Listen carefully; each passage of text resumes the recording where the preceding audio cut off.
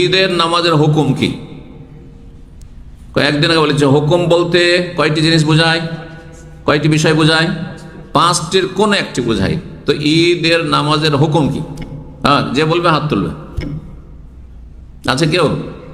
ঈদের নামাজ হ্যাঁ সুন্নাত, শুধু সুন্নাত, হ্যাঁ ওয়াজিব। হ্যাঁ, ওয়াজিব আর ফরজে পার্থক্য আছে নাকি? হ্যাঁ, এই যে আপনারা কি হানফি হয়ে গেলেন, কেউ শাইফি হয়ে গেলেন না? আমার দেশের লোকেরা হানফির সাথে মিলে শাইফি বলে, সব বিকৃত শব্দ কিন্তু। তো যাই হোক, অধিকাংশরা বলছেন যে ঈদের সালাত হচ্ছে সুন্নাতে মুআক্কাদা, শুধু সুন্নাত বলবেন, সুন্নাতে মুআক্কাদা, জি, তাকিদপূর্ণ, গুরুত্বপূর্ণ সুন্নাত, জি। আর একদল বলছেন ফরজে কিফায়া, কিছু লোকেরও ফরজ আর বাকি লোকদের জন্য সুন্নাত মুআক্কাদা, বুঝছেন না, মানে ফরজ আদায় করতে হবে।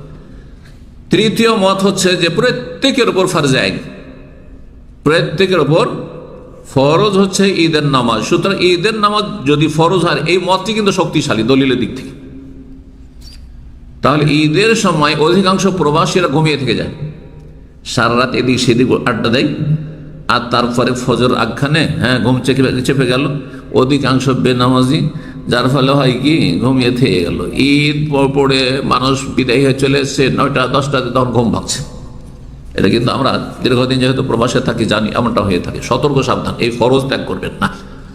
পুরুষদের জন্য তো ফরজ, এমনকি নারীদেরকে রাসূলুল্লাহ সাল্লাল্লাহু আলাইহি ওয়াসাল্লাম বড়ই গুরুত্ব সহকারে ঈদগাহে নিয়ে যেতে বলেছেন। তাদের আলাদা জামাত করে না, ঈদগাহে নিয়ে যেতে বলেছেন। এবং ঋতুবতী মহিলারা ঈদগাহের এক সাইডে থাকবে, দোয়ায় শরিক হবে, খুতবায় শরিক হবে, নামাজে না শরিক হতে পারে, তাদেরকে নিয়ে যেতে বলেছেন। যুবতীদেরকে নিয়ে যেতে বলেছেন। কিন্তু আজকালকার জামানার বেহায়া বেপর্দা হয়ে নাই, বিনা বোরখাতে নাই, পর্দা ছাড়া নাই, আতর সেন্ট মেরে নাই, পারফিউম মেরে নাই, এগুলো জায়েজ হারাম। শালীনতার সাথে, পর্দার সাথে, হেজাবের সাথে, চেহারা ঢেকে, শরীর ঢেকে, ঢিলা ঢালা পোশাকে, নকশাওয়ালা পোশাকে নয়, জি।